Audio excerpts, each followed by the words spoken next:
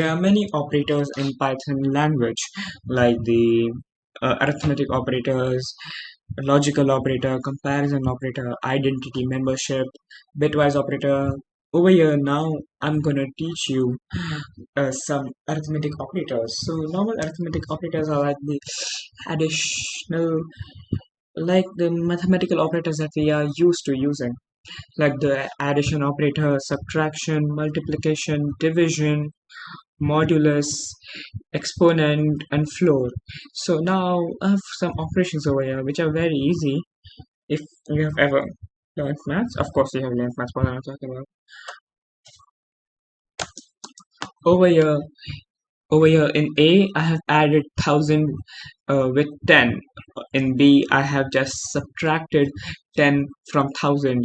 In C, I have multiplied two digits, that is 1010. In D, I have divided 1000 by 10, which is going to result in 100. Now in E, that is 1003, modulus 10. So what's the difference between a division and a modulus? A division provides us with a quotient. That's the one at the top. If you were to do a division by writing it on paper, the question which you get on the top is the quotient, and the C is going to provide the division. Sorry, the D1, the division is going to provide us the quotient, while the remainder is going to provide us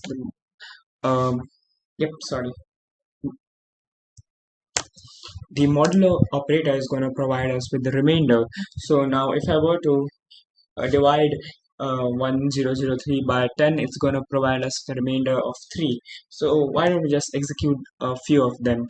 So the F is going to just why don't we just execute them first for satisfaction. Let's execute 10. Let's put them all.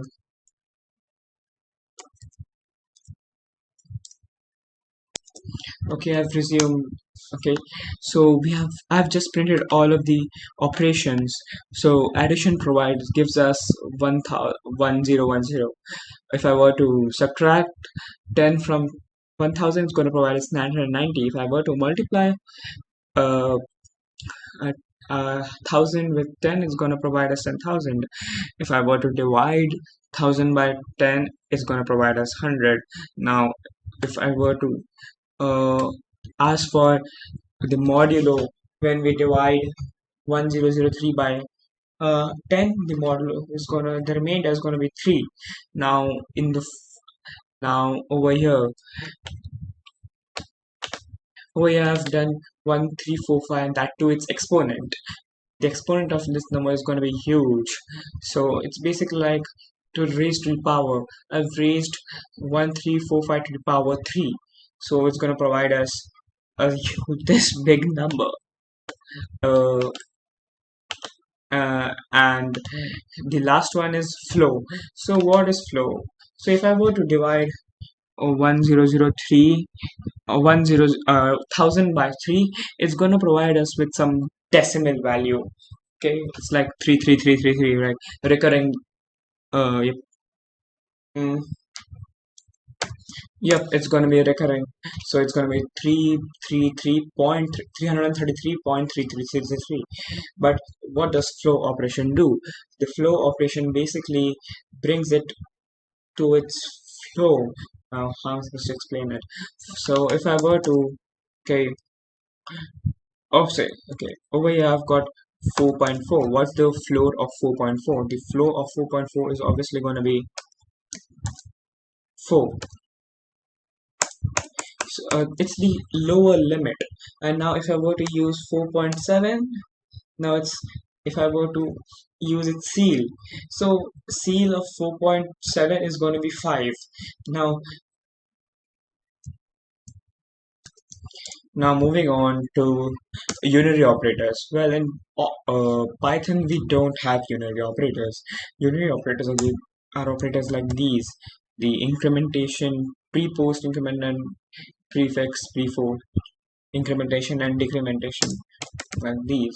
But in Python we don't have them. It's just if you want to do increment, you just do it simply like this: add it. there is no shorthand for this, but like Python, Java, we have shorthand operators present in Python too.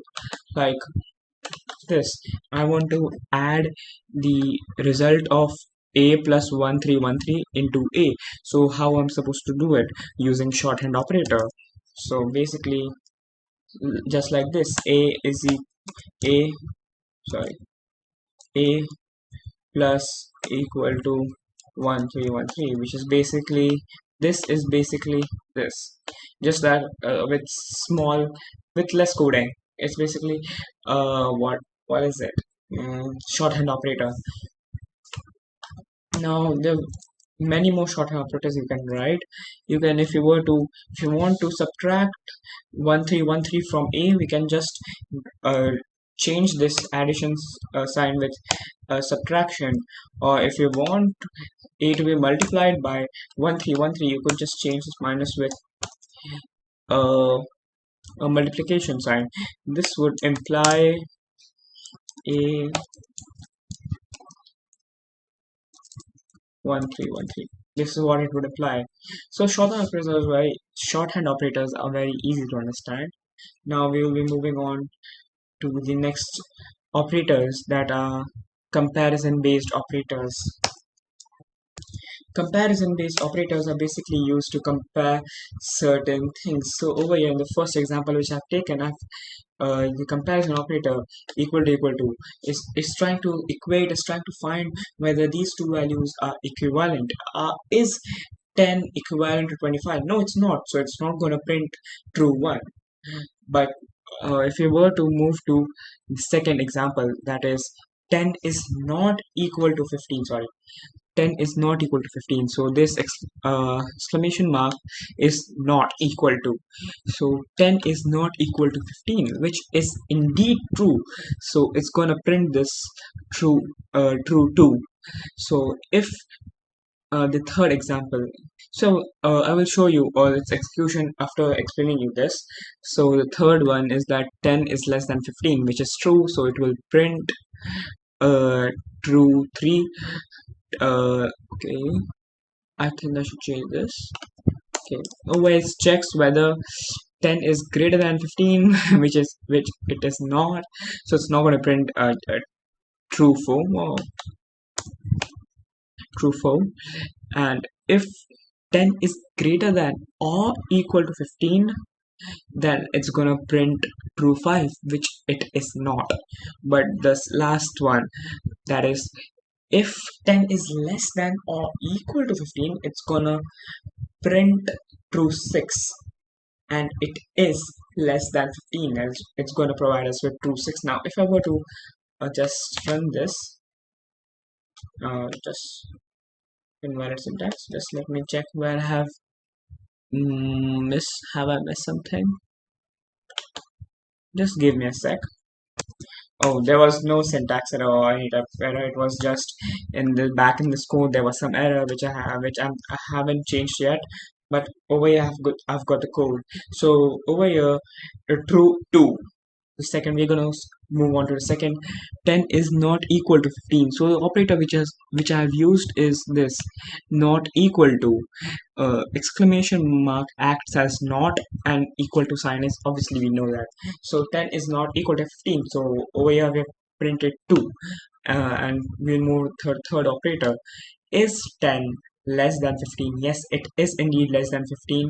So it's going to print true. And for the sixth one, 10 is less than 15 again, but over here the operator which we have used is less than or equal to. So there's a difference. In this it's just less than, but in the last one it's less than or equal to. Now if I were to just change it a bit, and 10 is less than or equal to 10, yes, it would still give us the same answer, that it is true, because 10, though it is not less than 10, but it is at least equal to 10. So it's gonna provide us with true 6. Now moving on to the next operator, logical operators. Well, in Python we have 3 logical operators: and, or, not. So and it will return us true if both these statements are joined with it. mm, the, the statements we are joined with it are true. If both this A is less than B and C is greater than D, if the both of them were to be true, the AND operator would also give us true and the if statement would get executed. So why don't we just change them? A 10, B 15, C 20 and D 15. Okay, I've changed them a bit. Okay, 10 is indeed less than 15 and 20 is greater than 15. So both of these statements uh, are true. So AND is only going to provide us true if both of these statements joined with them joined with the AND statement is true. If any one of these statements were to come out false, it wouldn't provide us with a true but with a false. Now if I were to execute this, we'll just make a copy of this.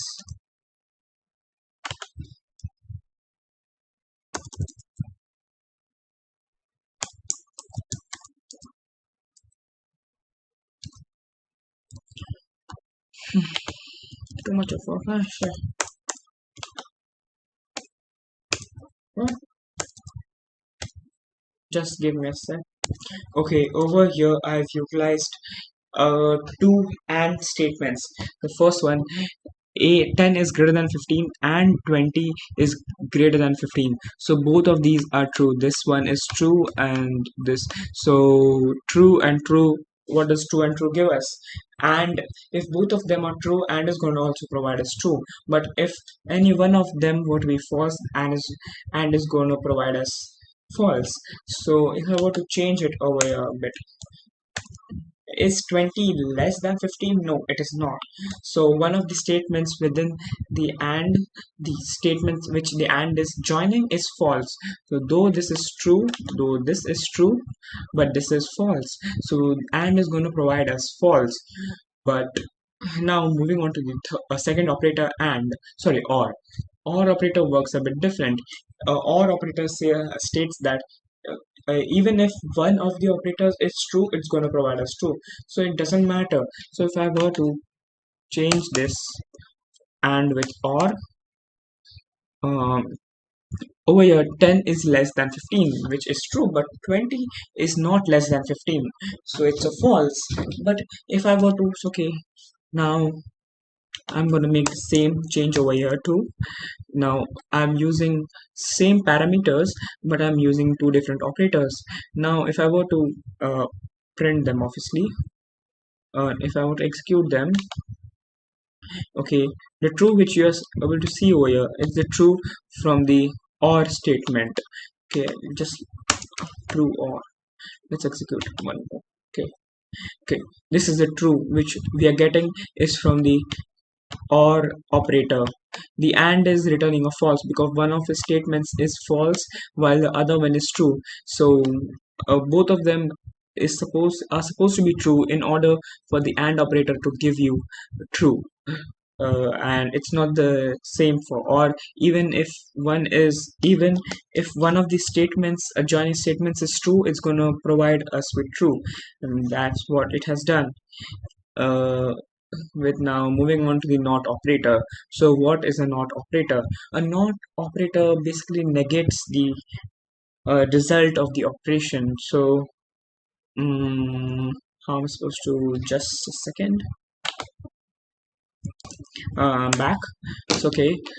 Over here over here, this statement which you can see the code over here, 20 is equal to 25, which is false. It's a false statement. But even though it's a false statement, how did this some strange character got printed over here? The reason why it got printed over here is because we have used the not operator. Not basically reverts the um, Boolean output. Okay, so over here, what's the Boolean output that the equivalent equal to operator provides us? Sorry, equal to comparison. What does it provide us with? It provides us with true. 20 it provides us with false. 20 is not equal to 25, so it provides us with false. But what the not operator does is that it reverts the false and makes the statement true.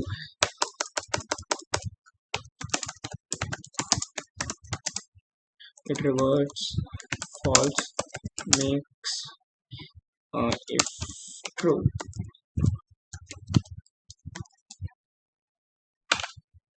See, it reverts false and makes if true. Oh, if doesn't matter. So this is where we end with logical operators. Moving on to next is identity and membership operators. Okay, yeah, over here. Identity and membership operators. So, okay, I have initialized a variable a with hello world, and we are going to check if z is present in a. What is a membership operator? Membership operator basically checks if a certain character is a member or a certain string is a member of what a, or a how just look at the example over here. A is the hello world, so over here it kind of checks if z in a. It checks, the in operator checks that whether z is present in a. So membership operator is also provides us with a boolean uh, return type. It provides us with a boolean answer. Is z in a? No, z is okay. If z is in a, it is going to print z is present. If else if z not in a, so not in a checks whether z is not in a. So if z is not in a, it's going to provide us with a true, and this statement is going to get executed, that is z is not in true.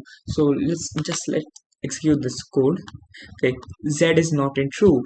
Z is nowhere to be found in the string hello world, so it doesn't exist in hello world, so it's gonna print z is not present. While on the other hand, uh, the identity operator checks whether two strings or two values are the same. So over here I've initialized capital A as hello world and B as a dot upper. So a dot upper is a string function. So what it does is that it basically capitalizes uh, the entire B. So B is right now holding the value hello world. So if A is B, if A is B is so is operator basically checks for equivalency, whether are the same. If A is B, then print A is equivalent to B or A is same as B. If A is not B, A is not equal to B, they don't look the same, which they don't. So print A is not equivalent to B. Now over here, as you may see, I've already executed the code and already received the answer. A is not equivalent to B.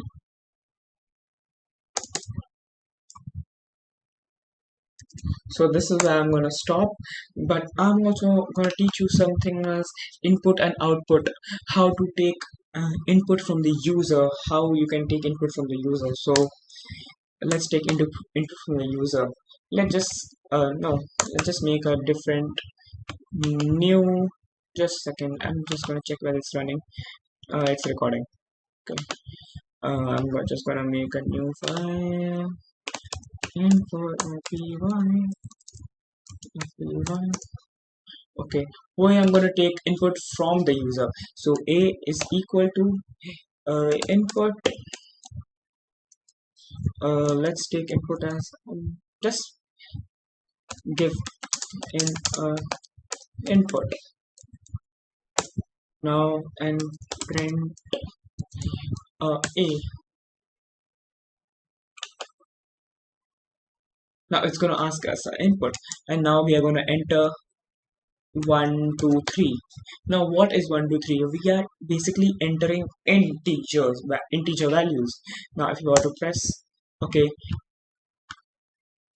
now integer value. So what is the default data type? Input always takes in default values as string. So let me change this a bit. I'm gonna try to test the type of a. What does the a hold?